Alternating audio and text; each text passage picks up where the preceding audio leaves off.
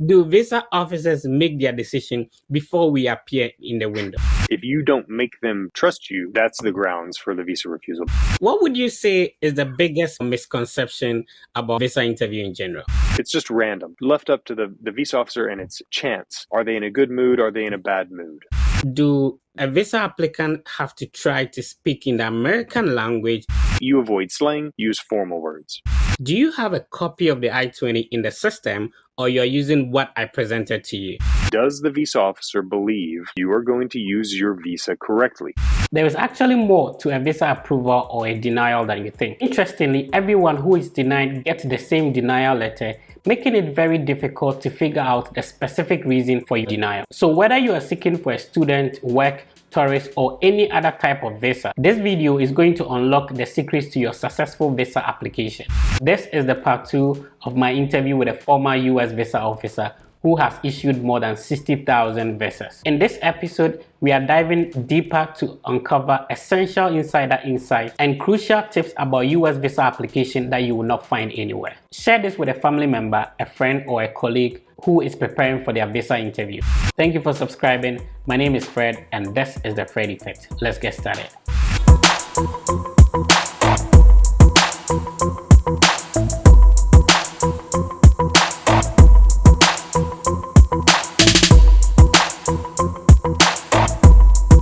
When I was going for my visa interview, I thought that there was a security camera outside.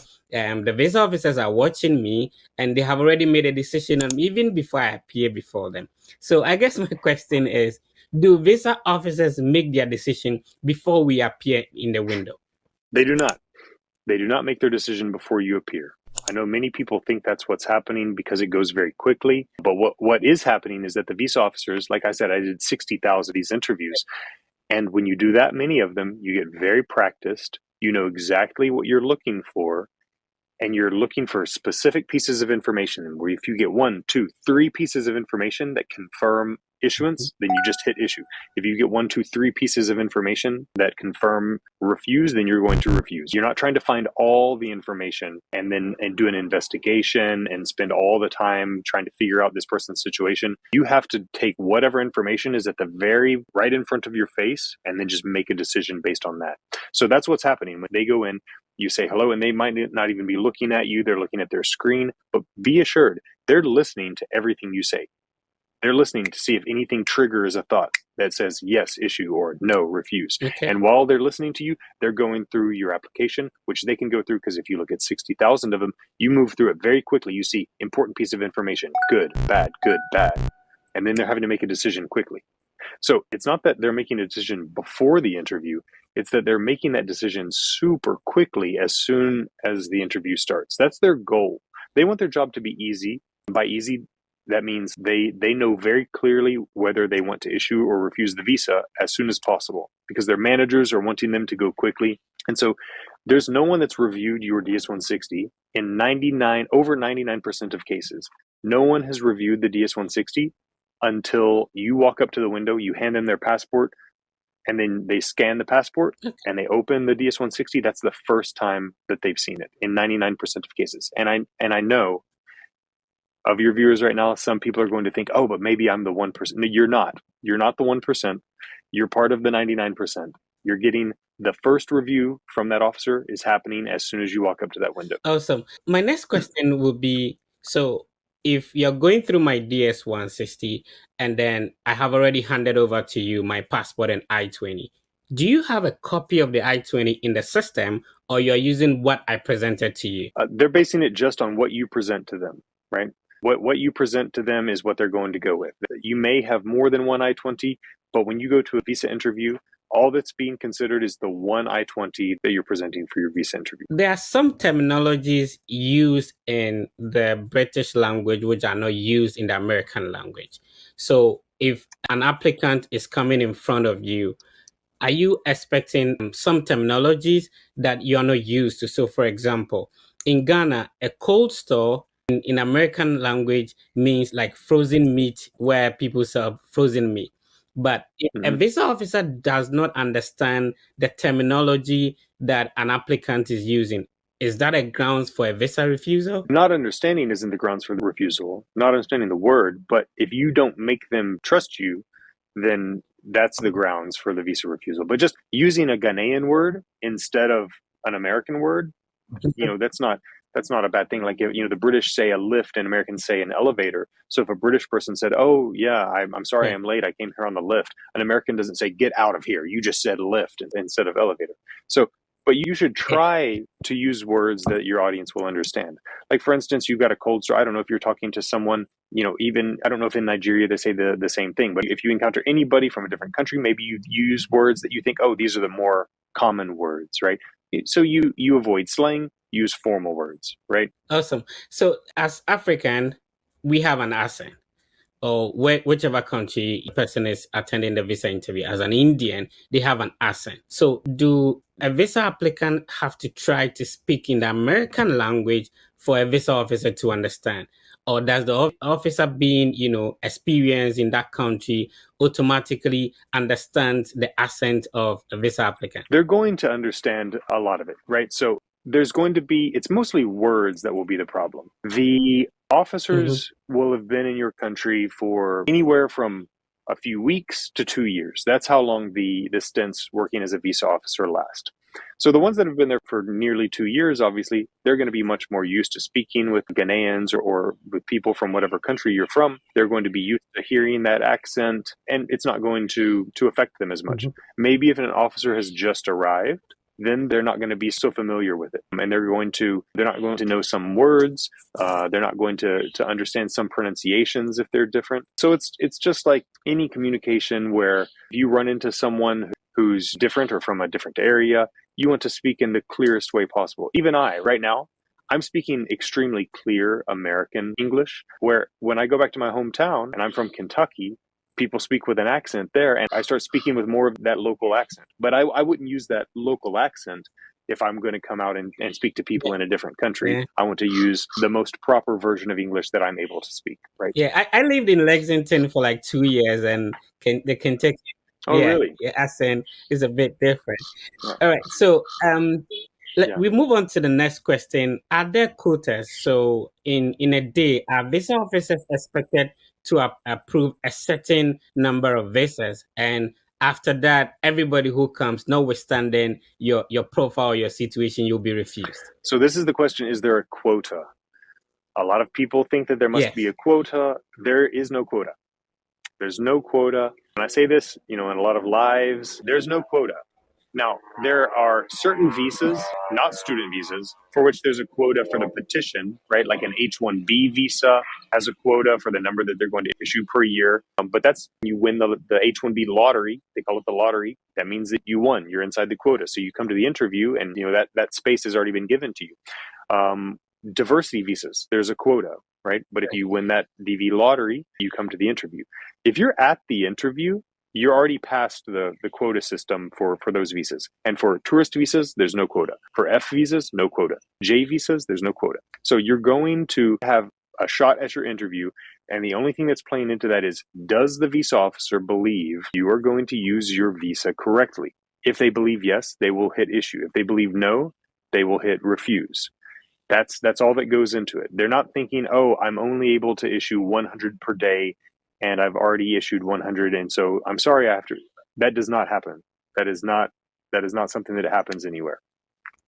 So one of the less popular kind of visas, which is the M1 visa, because a lot of people think that if you are going for an M1 visa, depending on your age, and because the institutions usually do not, have scholarships, there is a high possibility of getting denied. What is your take on M1 visas? Yeah.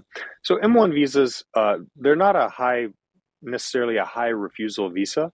It's just that sometimes M visas, it's hard for people to prove what their intent is, right? So for M visas, the ones that I normally see are for pilots and also for culinary school. What do you have? Do you have other people that are applying for M1s for different types of studies? So fashion and, just like you said, culinary and pilot program mostly. Yeah. And so for a lot of these programs, it's not like for a pilot program, it's not the same as, okay, well, you studied mathematics for your undergrad and now you're going to study mathematics a master's degree. It's something you apply to without having a background, right, to go into it. So it's something you're doing fresh. It's hard to prove what your intent is based on your past history. And so that makes it more difficult. The schools, sometimes are a little smaller, a little less regulated, and that's what makes the visa officers scrutinize it more. So the thing to know is that they will scrutinize it more. They're going to have more questions. So okay, I've got to be more convincing. I've got to show more evidence, right? I've got to show more strength on my application than I would normally.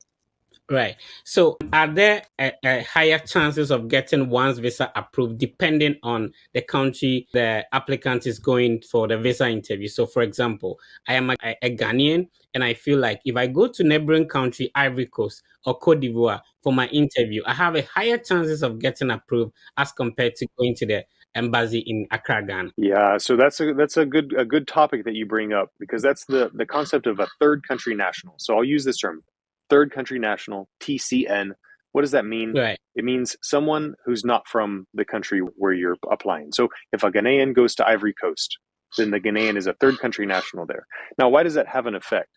Well, we talked about the visa officer being confident that they understand your situation, that they know you've got the right credentials, that they know you've got the right finances, and they need to feel confident before they can issue the visa. If you are from a different country, then the visa officer won't be so confident that they understand your situation. So let's just imagine if you're Ghanaian, right? And then someone from Bangladesh shows up and tells you, hey, I'm a businessman, and I've got a good business. Do you want to invest in my business in Bangladesh? You would think, wait, I don't know anything about Bangladesh. I don't know is it a good business? Is it a bad business? I have no idea, right? That's the way the visa officer in Ivory Coast feels when someone from Ghana shows up. They think, I don't know that much about Ghana. They trained me on Ivory Coast, and so I know the education system here. I know the banking system here, but I don't know anything about owning a cold store in Ghana, right? So your chances are lower. Usually your chances are lower when you go abroad to another country. There's always exceptions. Sometimes, let's say if you've been resident there for a long time. So if you've been living in Ivory Coast for 5 years, then yeah, it's good to apply there because you've established yourself there. They're going to know, okay, well, you've got a reason to be here. You've got something going on. Maybe you studied here. Maybe you've got a business here, right? So there's reasons, but the general rule is that you're going to have lower chances outside of your home country. What would you say is the biggest myth or misconception about an F1 visa interview or visa interview in general? The biggest misconception. Well, we talked about one, and that was giving short answers, right? And that's really one of the biggest ones. But let's talk about other misconception. Another misconception is that it's just random, that it's just left up to the visa officer and it's chance. Are they in a good mood? Are they in a bad mood, right? They think that that's the only reason they're making a decision. Yes, I like the way your face looks. No, I don't like your earrings, right? And they're just making, oh, I'm hungry right now, so I'm in a bad mood. I'll refuse. That's not what's going on. The visa officers are trying to make the right decision. And for them, the right decision is issuing the visa to someone who's going to use it correctly. And a bad decision is issuing the visa to someone who's not going to use it correctly. And just so we're clear, not using it correctly means going to the US and not coming back. Not going back to your home country. That's what they're trying to avoid. So they're always thinking, okay, is what this person telling me the truth or a lie? And are they telling me information that makes me believe they'll go to the US and come back? Or are they going to go to the US and stay there? That's what they're always considering. And the visa officers, these are people that went to top schools in the US. These are people that worked very hard to get the jobs that they're in. These are ambitious people. These are motivated people. These are value-driven people, principled people. They want to do their jobs well. It's not always possible to do it accurately because they have limited time, but they want to make the right decision. So if you give them a lot of the good information that really does show you're qualified, they will make the right decision. No one's going to say, oh, I didn't get a good night's sleep last night, so I'm going to refuse you. Awesome. So you're still here with the TFE YouTube channel. We are still speaking with Argo Visa Officer Ben, and he's sharing a lot of insight that would help with your visa approval.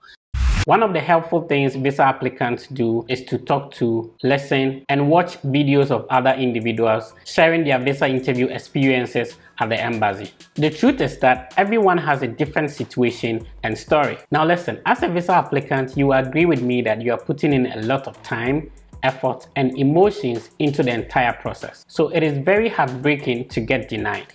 So if you really want to increase your chances of visa approval, then it will be important to talk to a former visa officer from Argo Visa. When you schedule an appointment, a former visa officer from Argo Visa understands your situation better and will review your visa application documents and coach you one-on-one on how visa officers expect you to respond to their questions in order to increase your chances of getting your visa approved. Scheduling an appointment with Argo Visa is very straightforward. This is how to go about it. To book a consultation with a former visa officer, you will simply click on the link which I'll share in the video description. I'll also put it in the comment section, so it will be pinned in the comment section.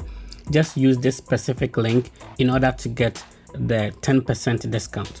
It will take you to this website. Now, when you come to the website, you click on book consultation. This website will open. All you need to do is to type in your first name, your last name, you type your email, you set up a password, and then click on that, and then you create an account. So when you're about to check out, you'll be asked if you have a special promotion code. Then you click here, then you type in the code Fred 10. So the promotion code will be applied after you type in that, and that's it. You're all set. You get a 10% off. Please go to the comment section and type the specific questions you want me to ask the ex-visa officer in my next interview. Kindly click on the like button and subscribe if you found this content useful. My name is Fred, and this is the Fred Effect. I'll see you in another video. Be positive. Everything will be fine.